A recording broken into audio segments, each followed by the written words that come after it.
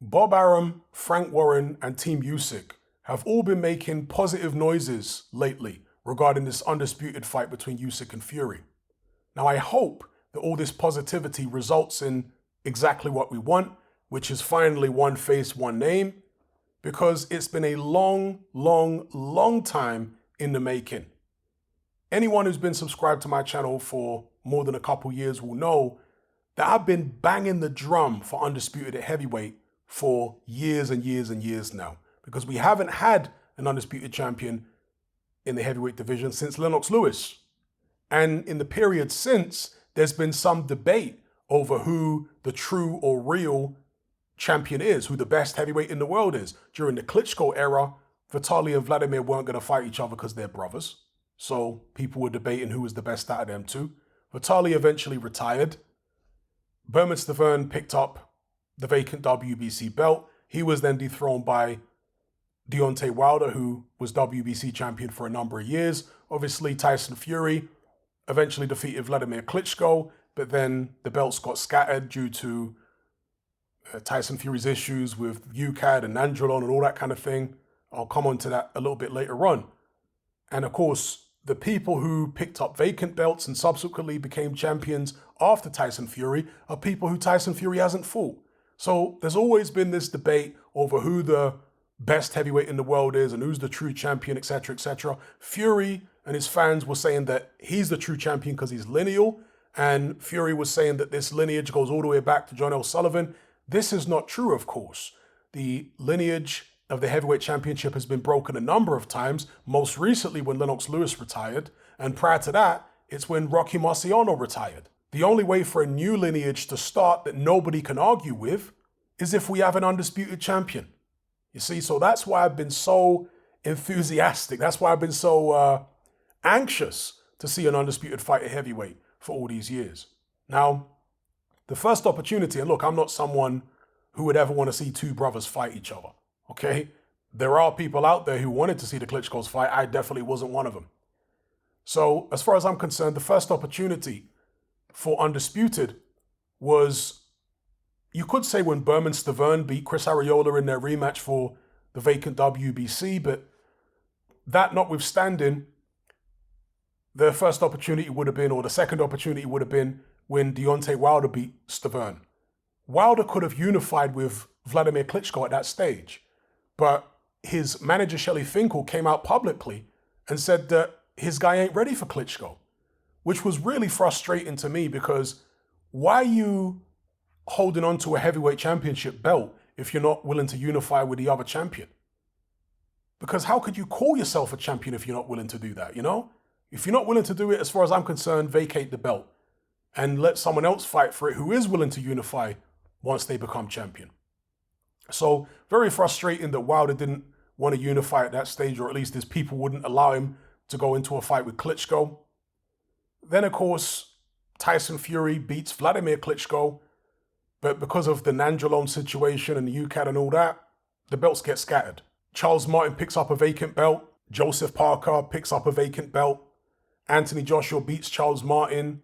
And when Anthony Joshua's IBF champion, he does unify, picking up the vacant WBA against Klitschko, and then he wins the WBO against Joseph Parker. At that point, we've got seemingly an opportunity to have an undisputed champion, just matching Anthony Joshua against Deontay Wilder.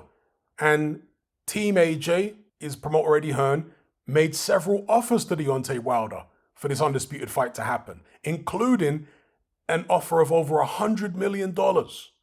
And they were always complaining about Eddie Hearn and this and that. So Eddie Hearn handed it over to DAZN and said, you do the deal with Deontay Wilder directly. And that's what DAZN did. They got Wilder and his team into a room, and the actual network offered him over $100 million, the chance for Undisputed against AJ. And incredibly, Deontay Wilder and his team turned it down.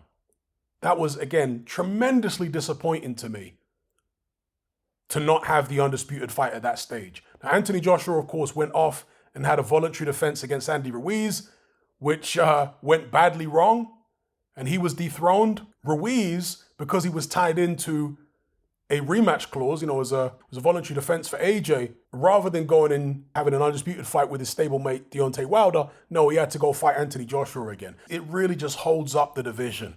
So another opportunity for Undisputed was foiled because Ruiz had to rematch AJ.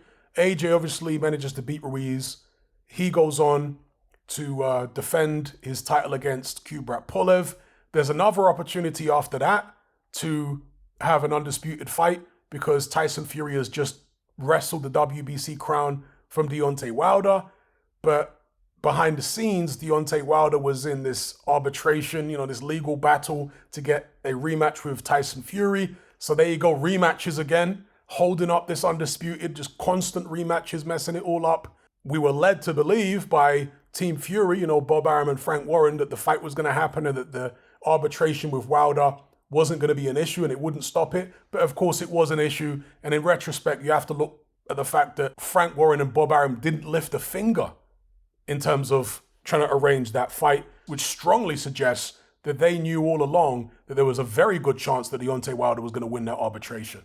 So we were led up the garden path, but ultimately Undisputed didn't happen again, and that was 2021. Then, of course, Anthony Joshua loses to Usyk, who was a mandatory challenger, but for some reason, it just really frustrates me. There was a rematch clause in the contract when Usyk was a mandatory challenger, and therefore he has to go fight AJ again.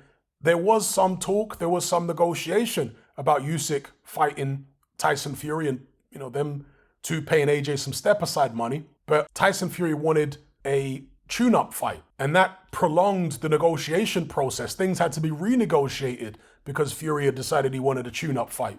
And obviously Team AJ and Eddie Hearn got frustrated with the whole thing and said, you know what, forget about step-aside. We're just going to go straight ahead and fight Usyk. So again, Undisputed didn't happen that time.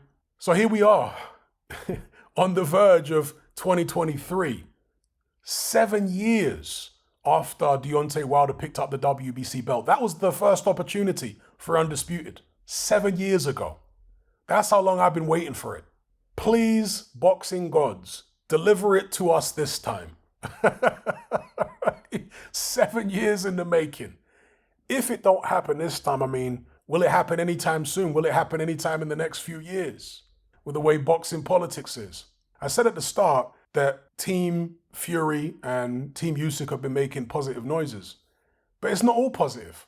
Because this is a quote from an interview that Frank Warren did the other day on TalkSport. He said, both fighters absolutely want it.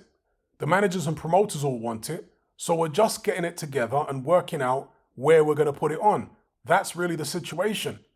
It's going to go on by March. And so we've got to all move quickly. So over the next couple of weeks, we will or we won't get it sorted. But everybody wants to do the fight, absolutely want to do it. Now, why is he saying we will or we won't get it sorted? If everybody wants it, what possible obstacle could there be? Bear in mind, they haven't just started negotiating now. They've been in negotiations for several months. I think it's about 3 or 4 months they've been in negotiations for. So what on earth could derail the fight at this stage? Why is he even introducing we will or we... And it's not the first time Frank Warren has done this. Introduce some doubt that the fight will happen. Yeah, he's talking positively, but then he's saying we will or we won't get it sorted. What's all that about? Maybe I'm traumatized because of all the times we've been in this position before and the Undisputed fight hasn't happened. And I'm not just talking about Undisputed between Fury and Usyk. I mean Undisputed between several different fighters over the past 7 years. Maybe I'm traumatized by the previous 7 years of failed fights. But when I see someone saying anything, one of the promoters involved saying anything negative, as far as I'm concerned, there is no good reason why this fight can't happen by March 4th. According to Team Usyk, they say that there's no issue with this injury Fury said he had after the Chisora fight. Was that Fury just talking absolute nonsense for no reason? And that there's no injury at all? Or was it him massively overestimating the recovery time that he'll need from the surgery on his elbow? If there is going to be any surgery, I don't know. But as I said, after that fight, if he had an injury that required surgery going into the Chisora fight, he should never have taken the Chisora fight because obviously there's the potential it could jeopardize the Undisputed fight with Usyk, which is far more important. So I don't know what's going on with all that. I can only go off what the parties are saying. and of course their track records and the track record of this Undisputed fight, which 7 years in the making between whoever. There's just so much debate at heavyweight, and there has been for so many years. And it doesn't matter if certain people at a certain time say, our guy's the best, and there's a consensus that forms in certain quarters.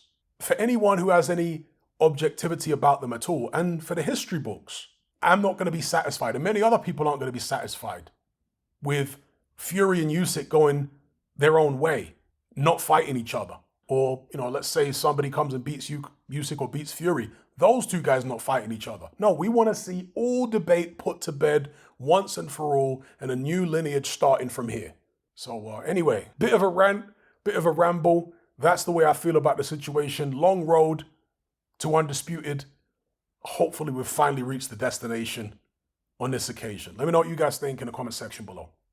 If you're tired of the biased narratives and mass censorship on mainstream platforms, and you want to be part of a community of critical thinkers who love free speech just as much as you do, then come and join me on Patreon and access my weekly no-holds-barred, censorship-free podcast where we lift the lid on a wide variety of controversial topics. It's not mainstream friendly, it's not politically correct, but that's the whole point.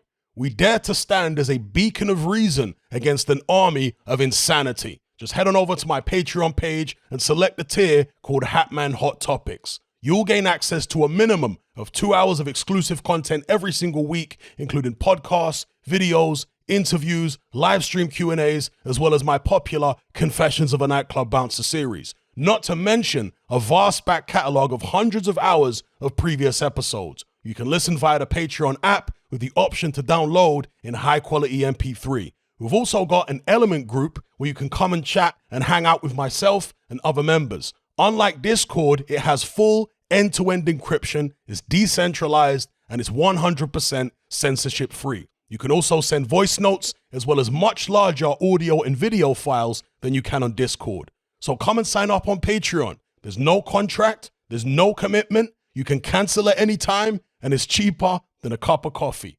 So I'll see you over there. I'm out.